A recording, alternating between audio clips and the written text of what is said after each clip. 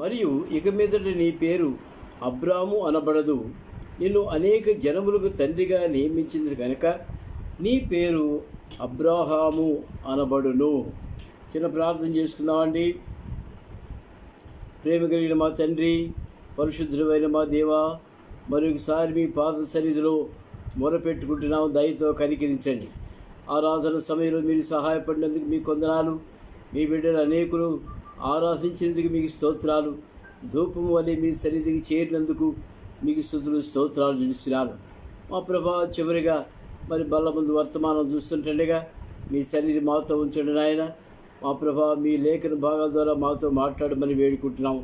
మా తండ్రి, మీరే మమ్మల్ని కనికరించి మమ్మల్ని బలపరచమని వేడుకుంటున్నాం.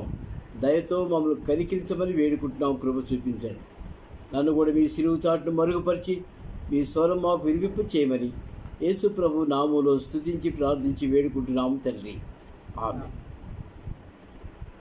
ఆదికాండము 17వ అధ్యాయము 1వ వచనం.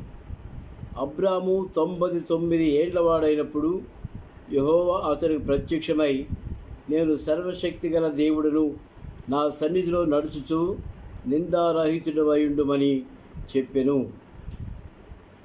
దేవుడు 86 సంవత్సరాల వయసులో ఉన్నప్పుడు అబ్రహాముతో మాట్లాడటం ఆపేశాడు. ఎందుకంటే అబ్రహాము తన సొంత మార్గంలో వెళ్ళి మరి దేవునికి అయిష్టమైన కార్యం లేదా శారా ప్రోద్బలంతో దేవునికి ఇష్టం లేనటువంటి కార్యం జరిగింది కనుక దేవుడు అబ్రహాముకు 86 సంవత్సరాల వయసు నుంచి 99 సంవత్సరాలు వచ్చే వరకు అబ్రహాముతో దేవుడు మాట్లాడలేదు. అయితే అబ్రహాము దేవుని స్నేహితుడిగా గ్రంథంలో వ్రాయబడింది. అబ్రహాము దేవుని యొక్క స్నేహితుడు. ఎవరైనా ఉంటారండి మనలో దేవునికి స్నేహితులుగా ఉన్నవారు ఎవరైనా ఉన్నారా? అటువంటి యోగ్యత ఎవరికన్నా ఉందా? ఏ మానవుడికి కూడా ఆ బిరుదు రాలేదు. మోషేని గురించి మిక్కిలి సాత్వికుడు అన్నారు, మరి దావీదు నా హృదయానుసారుడు అన్నారు. అబ్రహాముని గురించి అబ్రహాము నా స్నేహితుడిని దేవుడే పిలుస్తున్నాడు. కనుక ప్రియమైన వాళ్ళరా, దేవుని యొక్క స్నేహితుడు అయినటువంటి అబ్రహాము అతను ఒంటరిగా ఉంటున్నప్పుడు మరి దేవుడు అబ్రహాము దర్శించాడు. అబ్రహాము 99 ఏళ్ల వాడైనప్పుడు యెహోవా అతను ప్రత్యక్షమై, నేను సర్వశక్తి కలిగిన దేవుడును అంటున్నాడు. ఎందుకు తన గురించి దేవుడు ఆ విధంగా మాట్లాడుతున్నాడు? తన గురించి నేను సర్వశక్తి గల దేవుడును అబ్రహాము అని ఎవరైనా అనాల్సిన అవసరం ఏముంటుందని, ఆయన ఎప్పటికీ సర్వశక్తి కలిగిన దేవుడే. అది ఎవరు కూడా కాదనలేరు. There is no second opinion about it. It is undisputed fact. మరి దేవుడు ఎందుకు అబ్రహాముతో ఆ విధంగా చెప్తూ వచ్చాడు? ఎందుకంటే అక్కడ హాగరు ద్వారా అబ్రహాము కుమారుని కన్నాడు. ఆ కుమారుని పంపించి తల్లిని కుమారుని పంపించి వేశాడు. ఆ తర్వాత 13 సంవత్సరాల గ్యాప్లో దేవుడు తిరిగి దర్శించాడు అబ్రహాముకు. దర్శించి, మరి హాగరు వలన సంతానం నీది కాదు, శారా సంతానమే నీ సంతానం అనబడుతుంది అన్నప్పుడు అబ్రహాము ఆ మాటలు వినలేదు, అంటే అర్థం కాలేదు. అయినప్పటికీ అప్పుడు 99 సంవత్సరాల వయసులో దేవుడు మాట్లాడుతున్నాడు, నేను సర్వశక్తి కలిగిన దేవుడును. Don't consider your age. Age factor is immaterial. Age అనేది అనుకోబాక, ఎందుకంటే నేను సర్వశక్తి కలిగిన దేవుడును. నేను నీకు తిరిగి మరి నిన్ను బలపరచాలంటే నేనే సర్వశక్తి కలిగిన వాడును, అంటే ఎటువంటి శక్తి అయినా కూడా కలిగిన వాడును అని దేవుడు అబ్రహాముతో మాట్లాడుతున్నాడు. ఇంకా ఏమన్నాడో చూడండి. సర్వశక్తి కలిగిన దేవుడును, నా సన్నిధిలో నడుచుచు నిందారహితుడు అయ్యుండుము. దేవుడు అబ్రహాముకి ఇచ్చినటువంటి ఈ కమాండ్ ఏంటో చూడండి. నా సన్నిధిలో నువ్వు నడవాలి, నిన్ను పిలిచింది నేను, నువ్వు కనాను వంశస్థుని వాడువు, నిన్ను పిలిచింది నేను, నా సన్నిధిలో నువ్వు నడవలసి ఉంటున్నావు, నేను చెప్పినట్టు నువ్వు వినవలసిన వాడుకుంటున్నావు. నీవు నిందారహితుడిగా ఉండాలి, ఎందుకంటే నేను పరిశుద్ధులను కనుక నీవును పరిశుద్ధుడిగా ఉండాలని దేవుడు అబ్రహాముతో మాట్లాడుతూ నిందారహితుడు అయ్యుండుము అంటే ఏంటి దాని అర్థం? ఇప్పటికి నీ మీద ఒక నింద పడింది అనే కదండి. కాబట్టి ఇక మీదట నీవు నిందారహితుడిగా ఉండాలి. నన్ను గురించి నువ్వు మొరపెట్టి నాలో నువ్వు కనిపెట్టుకునేవాడు ఉన్నప్పుడు నేను సర్వశక్తి కలిగిన దేవుడు, నా శక్తి ఏంటో నీకు చూపిస్తానని అబ్రహాముతో మాట్లాడుతున్నాడు. ప్రియమైన వాళ్ళరా, ఇక్కడ ఒక మాట మనం జ్ఞాపకం చేసుకోవాలి. సర్వశక్తి గల దేవుడు అంటే హెబ్రీ భాషలో ఏమి రాశారంటే ఎల్ షద్దై, గాడ్ ఆఫ్ ఎల్ షద్దై, సర్వశక్తి కలిగిన దేవుడు. ఎల్ షద్దైని చాలామంది మాట్లాడుకుంటారు, కానీ ఏంటి ఎల్ షద్దై? కొన్ని మందిరాలు కూడా ఎల్ షద్దై ప్రార్థనా మందిరాన్ని పెట్టుకుంటారు, దాని అర్థం తెలియదు. మనం మరి ఈ దినం ఎల్ షద్దై దేవుడు అంటే ఏంటో కొన్ని విషయాలు నేర్చుకుందాం. ఎల్ అంటే ఎల్ అంటే ద స్ట్రాంగ్ వన్, బలమైనటువంటి వాడు, శక్తి కలిగిన వాడు, సర్వశక్తి కలిగినటువంటి వాడు. ఎల్ అంటే ఈ ఎల్, ఆ రెండు అక్షరాల్లోనే అంత గూఢార్థమైనటువంటి భావం ఉంది. కనుకనే ఆ హెబ్రీ భాష నుంచి తర్జుమా చేసినప్పుడు తెలుగులో సర్వశక్తి గల దేవుడు అంటున్నాడు. అయితే పూర్తి అర్థం అక్కడ రాకుండా ఉంది. ఇంగ్లీష్లో కూడా God of all mighty God అని అన్నారు, నేను సర్వశక్తి గల దేవుడు అని అన్నాడు, అంతే. తెలుగులో సర్వశక్తి గల దేవుడు ఆల్ మైటీ గాడ్ అని, ఇంగ్లీష్లో గాడ్ ఆఫ్ ఎల్ షద్దై అని మరి హీబ్రూ భాషలో రాశారు. షద్దై అంటే ఎల్ అంటే స్ట్రాంగ్, షద్దై అంటే అక్కును చేర్చుకునేటువంటి వాడు, రొమ్ము కానించుకునేటువంటి వాడు, అక్కును చేర్చుకొని మోసేటువంటి వాడు. మరి ఆ అనుభవం మీకు చాలామందికి ఉండదు, కానీ ఒక తండ్రి తన చిన్న బిడ్డను అక్కును చేర్చుకున్నప్పుడు ఆ పుత్రగాత్ర పరిశ్వంగ సుఖము అనేది ఆ తండ్రి మాత్రమే తెలుసు. తల్లి అయితే పాలిచ్చి పెంచుతుంది, కానీ మరి తండ్రి అక్కును చేర్చుకొని ప్రేమించే దేవుడిగా ఉంటున్నాడు. ప్రేమైన వలన గాడ్ ఆఫ్ ఎల్ షద్దై అంటే మన దేవుడైన ప్రభు, సర్వశక్తి గల దేవుడు. అంతేకాకుండా మనల్ని అక్కును చేర్చుకునేటువంటి వాడు, గాయపరచబడిన గొర్రెలను అక్కును చేర్చుకుని నడిపించేవాడు, మందలో చేర్చేవాడు.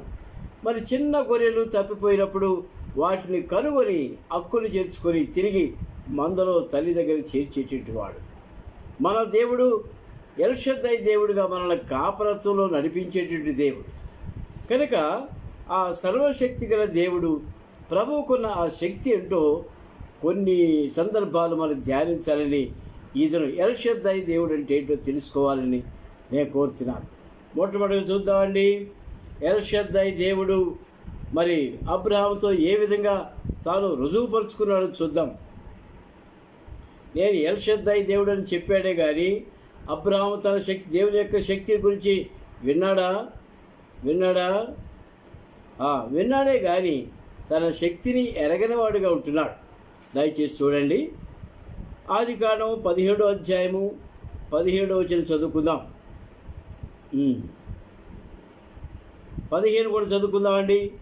మరియు దేవుడు నీ భార్య అయిన శారయి పేరు శారై అనవద్దు, ఏలైనగా ఆమె పేరు శారా. నేను ఆమెను ఆశీర్వదించి ఆమె వలన నీకు కుమారుని కలుగజేసేదను, నేను ఆమెను ఆశీర్వదించేదను, ఆమె జనములకు తల్లి అయ్యుండును, జనములకు రాజులు ఆమె వలన కలుగుదురని అబ్రహాముతో చెప్పాను. ఏమన్నాడు? నీ భార్య అయిన శారాకు నేను కుమారుని ఇస్తాను అంటున్నాడు. కుమారుని కలుగజేసేదను, నేను ఆమెను ఆశీర్వదించను, ఆమె జనములకు తల్లి అయ్యుండును, జనముల రాజులు ఆమె వల్ల కలుగుదని అబ్రహాముతో చెప్పినప్పుడు అబ్రహాము ఏం చేశాడండి? 17వ వచనం చూడండి. అప్పుడు అబ్రహాము సాగిలపడి నవ్వి 100 ఏళ్ల వానికి సంతానము కలుగున, 90 ఏళ్ల శారా కనున అని మనసులో అనుకున్నాడు. గమనించండి, ఈయన సర్వశక్తి గల దేవుడని చెప్పిన మాటకు రుజువేంటి? శారా గర్భం ధరిస్తుంది బిడ్డన కంటని. అబ్రహాము నవ్వొచ్చింది. ఆ వయసు 100 సంవత్సరాలు ఉన్నాయి, 99 దాటిపోయింది, 100 జరుగుతుంది. శారాకు 90 ఏళ్ళు ఉన్నాయి. ఈ వయసులో మేము బిడ్డలను కనటమా? ఇది సాధ్యమా అని. అబ్రహాము కూడా నవ్వొచ్చింది, మనసులో నవ్వుకున్నాడు. దేవుడు చూచాడు. ఇంకో మాట చూద్దామండి. 18వ అధ్యాయము, ఆదికాండం 18వ అధ్యాయము 12వ వచనం కూడా చూడండి, 11వ వచనం కూడా చదువుకుందాం. 18, 11. అబ్రహామును శారాయును బహుకాలము గడిచిన వృద్ధులయ్యుండిరి. స్త్రీ ధర్మము శారాకు నిలిచిపోయిన కనుక శారా, నేను బలము ఉడిగిన దానినైనను ఆయన తరువాత నాకు సుఖము కలుగున నా యజమానుడును వృద్ధులై ఉన్నాడు కదా అని తనలో తాను నవ్వుకుంది. నిజంగానే మానవ దృష్టిలో మనం చూసినట్లయితే, మానవ జ్ఞానం ఉపయోగిస్తే ఇది నిజంగా అసాధ్యం. 100 సంవత్సరాల అబ్రహాము, 90 సంవత్సరాల శారా బిడ్డల గంటవన్నింటే అసాధ్యంగానే ఉంది. 13 చూడండి, 12 చివరిలో అని తనలో తాను నవ్వుకుంది. ఇది ఎట్లా సాధ్యమవుతుంది? స్త్రీ ధర్మం కూడా నాకు ఉడిగిపోయింది అని నవ్వుకుంది. గమనించండి. 13 వచ్చిన అంతటా యెహోవా అబ్రహాముతో, వృద్ధురాలనైన నేను నిత్యముగా ప్రసవించిదరా అని శారా నవ్వనేలా? యెహోవాకు అసాధ్యమైనది ఏదైనా ఉన్నదా? మీదటికి ఈ కాలము నిర్ణయ కాలముందు నీ యొద్దకు తిరిగి వచ్చేదును, అప్పుడు శారాకు కుమారుడు కలుగును అనగా. గమనించండి, శారా కూడా నవ్వు వచ్చింది. అయితే దేవుడు అంటున్నాడు, యెహోవాకు అసాధ్యమైనది ఏదైనా ఉన్నదా? ఏది లేదు. నేను సర్వశక్తి కలిగిన దేవుడని ఇందాక చెప్పాను కదా నీకు. మరి మీకు నవ్వు ఎందుకు వచ్చింది? యెహోవాకు అసాధ్యమైనది ఏదైనా ఉన్నదా? ఏది లేదు. Nothing is impossible. కనుక ప్రియమైన వలన ఆయన సర్వశక్తి గల దేవుడుగా, ఆయన అబ్రహాము ద్వారా అనేకమైనటువంటి విశ్వాసులకు తల్లిగా తండ్రిగా దేవుడు వారిని వృద్ధాప్యం నుంచి వాడుకున్నట్టుగా గమనిస్తాం. కనుక ప్రియమైన వలన ఎండినటువంటి గర్భంలో నుంచి మరి అది ఫలభరితమైన గర్భంగా దేవుడు మార్చగలడు. ఇందాక మనం చూసాం, ఎండిన నేల ఫలభరితంగా మార్చగలిగేవాడు. సిగ్గుపడుతున్నటువంటి మెఫీబోషెతును తన దగ్గరకు, దావీదు దగ్గరికి చేర్చగలిగినటువంటి వాడు. అయోగ్యుడైనటువంటి మరి మెఫీబోషెతు దావీదు బల దగ్గర చేర్చిన ప్రభు. కనుక ప్రియమైన వలన దేవునికి అసాధ్యం అంటూ ఏది కూడా లేదు. దేవునికి సమస్తం కూడా సాధ్యమే. నేను ఒక సందర్భంలో లా చదువుకునేటప్పుడు ఈ లా పాస్ కావడం నాకు అసాధ్యం అనిపించింది. ఎందుకంటే సెకండ్ ఏడియం కోర్టు అది మరి బిజీ కోర్టు. అటువంటి కోర్టులో నేను పనిచేసేటప్పుడు కాలేజీకి వెళ్ళలేని పరిస్థితిలో నిజంగా నేను ఈ సబ్జెక్ట్స్ నాకు అసలు అర్థమే కాలేదు. ముఖ్యంగా మరి ఈ ఇంటర్ స్టేట్స్ గూడ్స్ కార్పొరేషన్ ఉండేది. ఆ సబ్జెక్ట్ నేను చదివినప్పుడు నాకు నిజంగా అర్థం కాదు. ఏం అర్థం కాకుండా పరీక్ష కట్టాలని చెప్పేసి ప్రభు సన్నిధిలో ప్రార్థించుకున్నాను. ఇంటర్నేషనల్ లా అనుకుంటానని వెళ్ళినప్పుడు తెల్లవారుజామున ప్రార్థించుకుంటే, ప్రభువా నా జీతంలో నుంచి ఫీజు కట్టాను, పరీక్ష ఫీజు కూడా కట్టాను, అది పిల్లలకు భోజనానికి ఇచ్చినటువంటి ఆ జీతంలో నుంచి నా చదువు కోసం ఇంత డబ్బు ఫీజు కట్టాను ప్రభువా, నేనైతే రాయలేను, నీవే నాకు సహాయం చేయి, పరీక్ష ఎగ్గొట్టడం కూడా మంచిది కాదు కదా అని ప్రభు సన్నిధిలో ప్రార్థించుకొని తెల్లవారుజామున ఒక బుక్ ఓపెన్ చేసి చూశాను. ఒక లారీ వస్తుంది. ఆ లారీ మద్రాసు సైడ్ నుంచి వస్తూ ఉంది, పొదలకూరు రోడ్లో వస్తుంది. అది రామాయణబడికి ఎదురుగా ఉన్నాం అప్పుడు మేము. ఆ లారీ మీద ఒక మాట రాసింది, inter state goods transport corporation అని లారీ పైన రాసింది. అందులో ఒక సిక్ వాడు డ్రైవర్ సిక్ అన్నమాట. నాకు కొంచెం ఆలోచన వచ్చింది, ఇది ఎక్కడో పంజాబ్ నుంచి వస్తుంది, ఎన్నో రాష్ట్రాలు దాటుతూ వస్తుంది, ఎన్నో మరి ట్యాక్స్లు పడతాయి కదా, అన్ని స్టేట్స్లో నుంచి రావాలంటే కొన్ని రూల్స్ ఉండొచ్చు, ఒక్కో స్టేట్లో ఒక్కో రూల్స్ ఉండొచ్చు అని ఒక మైండ్లో ఒక లైట్ లాగే వెలిగింది. లోపలికి వచ్చి చూస్తే ఆ బుక్ ఓపెన్ చేసి అదే టాపిక్ నేను చదువుతున్నాను. ఆ టాపిక్ చదువుతున్నప్పుడు ఆ లారీ డ్రైవర్ను చూసినప్పుడు ఆ టాపిక్ నాకు అర్థమవుతూ వచ్చింది. ప్రభువుకు అసాధ్యమైనది ఏది కూడా లేదు. ప్రభు చేసిన అద్భుత కార్యం ఏంటంటే, ఆ దినం నేను పరీక్ష హాల్కి వెళ్ళిన తర్వాత, విఆర్ లా కాలేజీకి వెళ్ళిన తర్వాత first question, discuss the principles underlying the inter state goods transport corporation. First question అది 20 మార్కులు. దానికి సంబంధించిన ఇంకొక క్వశ్చన్, దానికి సంబంధించి ఇంకో క్వశ్చన్, దానికి మొత్తం 4 రాశాను. 4 20 80 మార్కుల కింద గాను నాకు 60 మార్కులు ప్రభు ఇచ్చాడు. ఇలా 2 మార్కులు హై సెకండ్ క్లాస్లో పాస్ అయ్యాను. ప్రియమైన వల్ల దేవునికి అసాధ్యం అంటే ఏది కూడా లేదు. ప్రభు సన్నిధిలో మనం ఉంటున్నప్పుడు, ప్రభు మీద మన భారం వేసినప్పుడు, అద్భుతములు ఆశ్చర్యక్రియలు చేసి ప్రభు తన సర్వశక్తిని మన పట్ల నిరూపించుకుని వాడుకుంటున్నాడు. మీ జీవితాల్లో ఇటువంటి కార్యాలు ఎన్ని చేశాడో దేవుడు. మీరు సరిగ్గా చెప్పుకునే దానికి అవకాశం లేక ప్రభు చేసిన అద్భుతాలు చెప్పలేకపోతున్నారు. కానీ ఒక్కొక్కరి జీవితంలో ఒక్కో కొలలుగా దేవుడు చేసి తన శక్తి నిరూపించుకున్నాడు. ఇంకో సందర్భం చూద్దామండి. 1 గంటకల్లా ముగిస్తాను, మీరు ఏం తొందరపడినకల్లా. దయచేసి గమనించండి. నిర్గమకాండము 15వ అధ్యాయం. ప్రభు చేసినటువంటి అద్భుత కార్యాలు ఏంటో మనం చూద్దాం.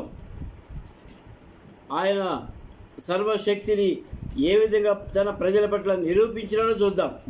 నిర్గమకాండం 15వ అధ్యాయము 2వ వచనం.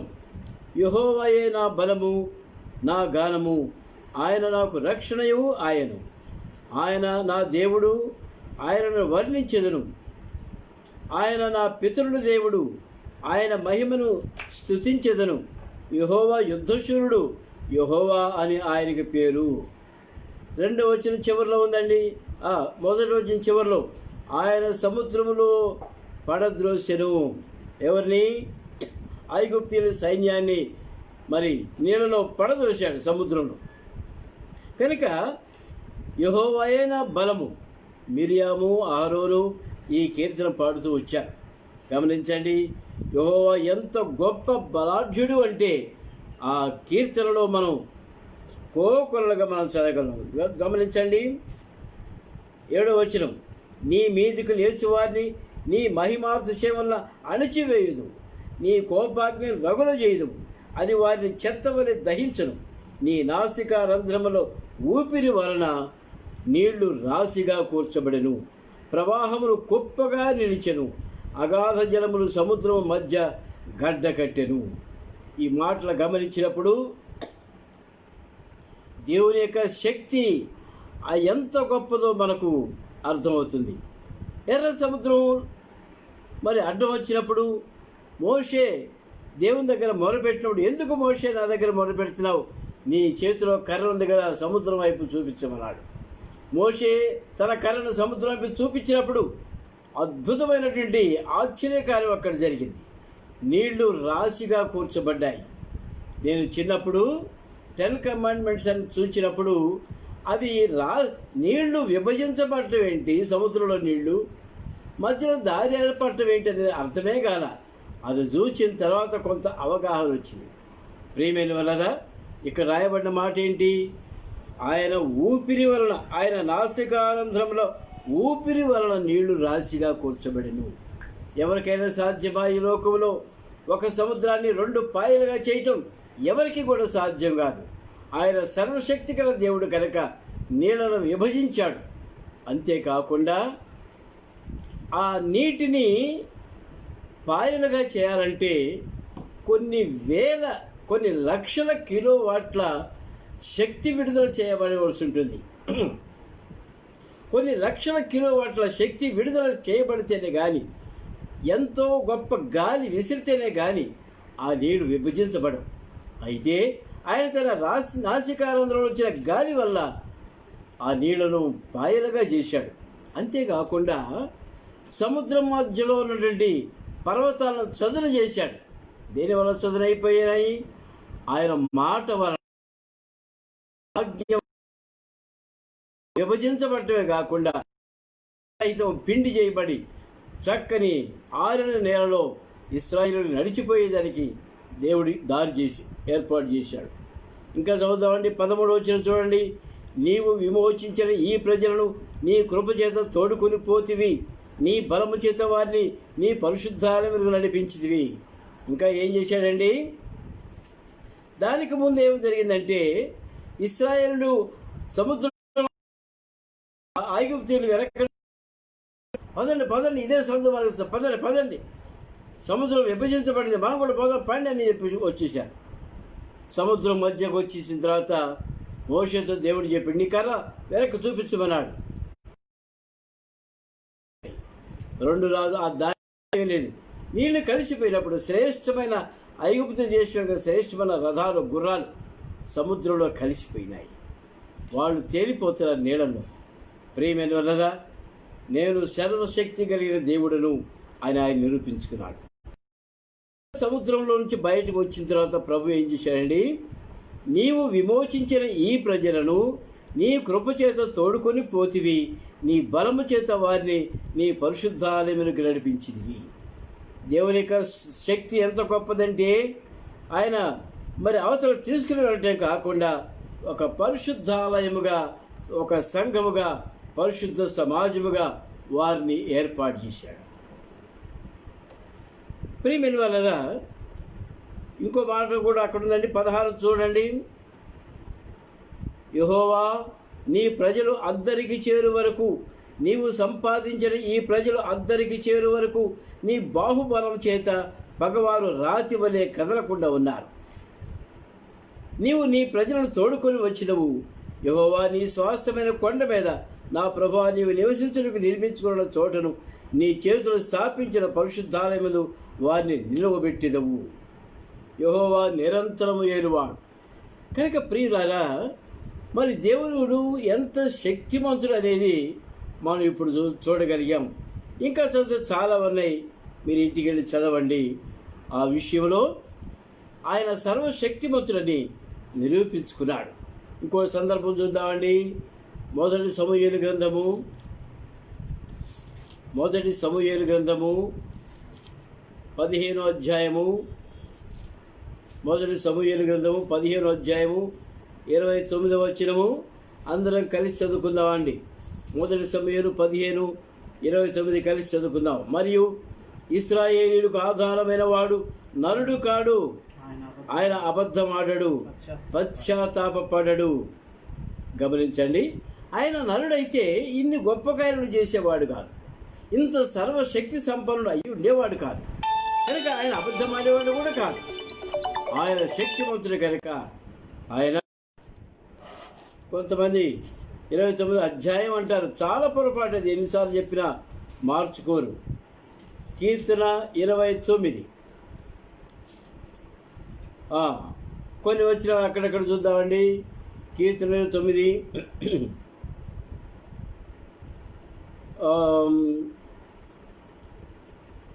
3వ వచనం. కీర్తన 29 3వ చరణం. యెహోవా స్వరము జలముల మీద వినబడుచున్నది, మహిమ గల దేవుడు ఉరుము వలె గర్జించుచున్నాడు, మహాజలముల మీద యెహోవా సంచరించుచున్నాడు. ఇంకా ఈ కీర్తన అంతా కూడా 11వ వచనం చూడండి. యెహోవా తన ప్రజలకు బలమును అనుగ్రహించును, యెహోవా తన ప్రజలకు సమాధానము కలుగజేసి వారిని ఆశీర్వదించును. ఇక్కడ గమనించినట్లయితే ఆయన సర్వశక్తివంతుడు కనుక తన ప్రజలైన వారికి బలమును అనుగ్రహిస్తాడు.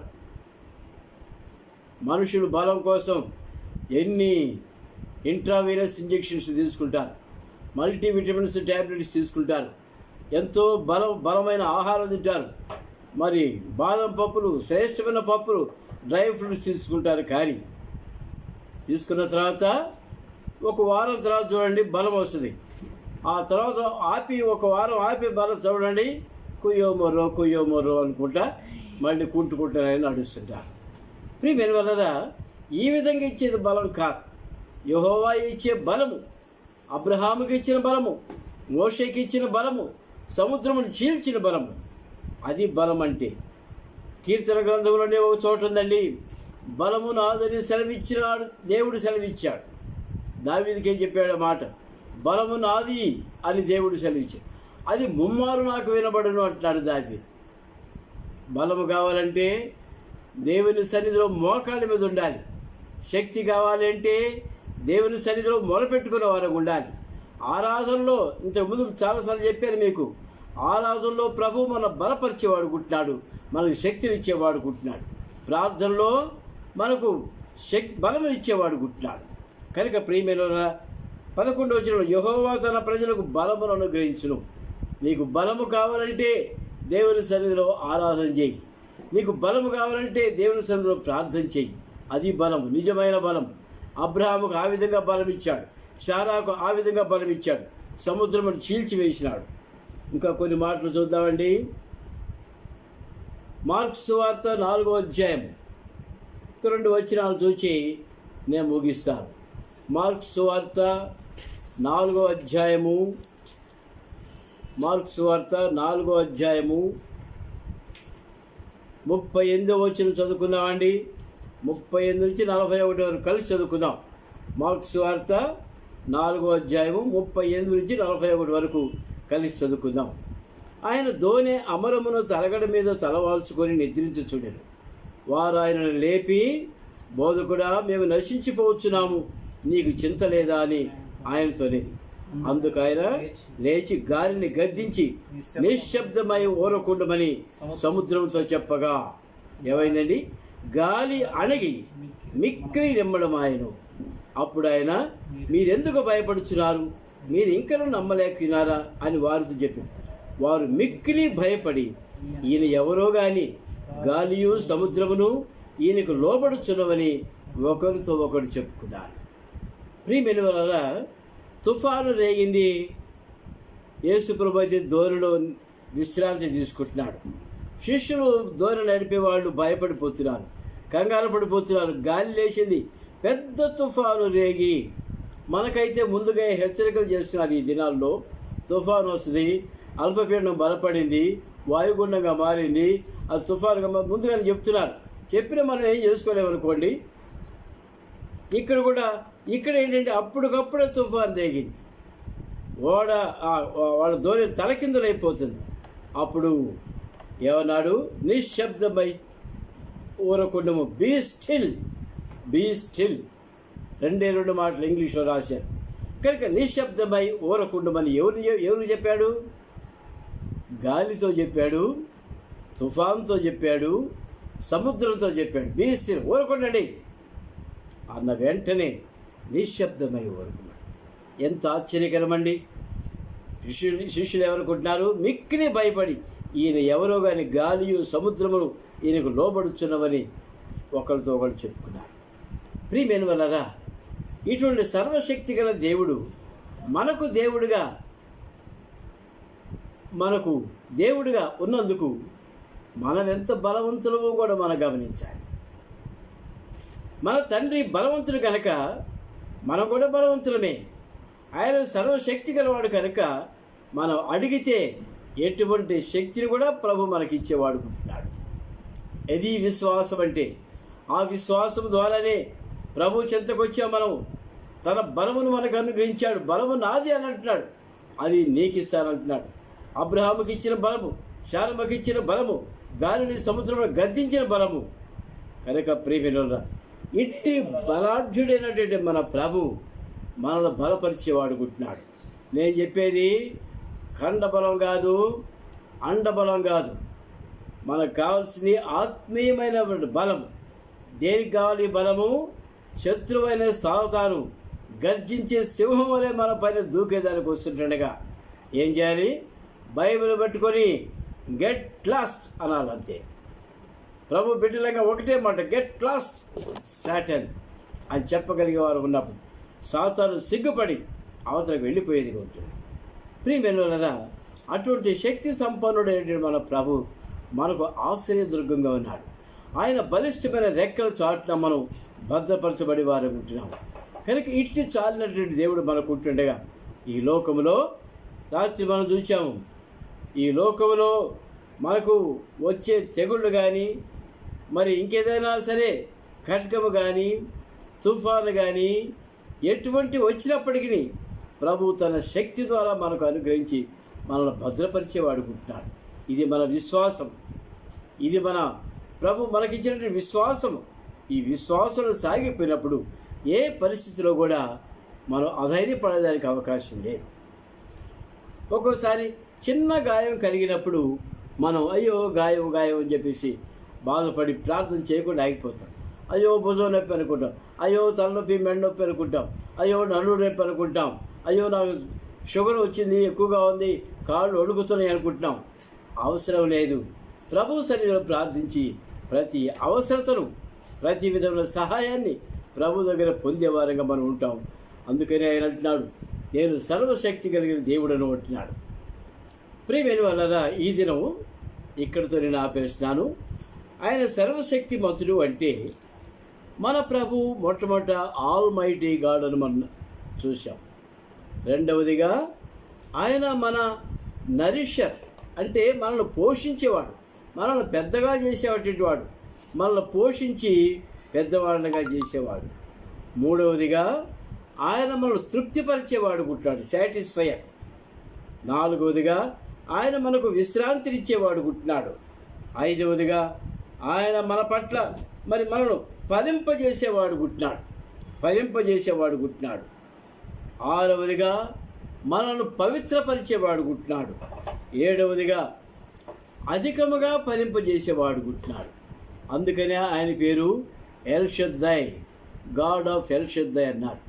కనుక ప్రభు చిత్తమైతే రాబోయే దినాల్లో ఆ అంశాలు కూడా మనం ధ్యానించేదానికి ప్రభు మన కృపను అనుగ్రహించిన గాక.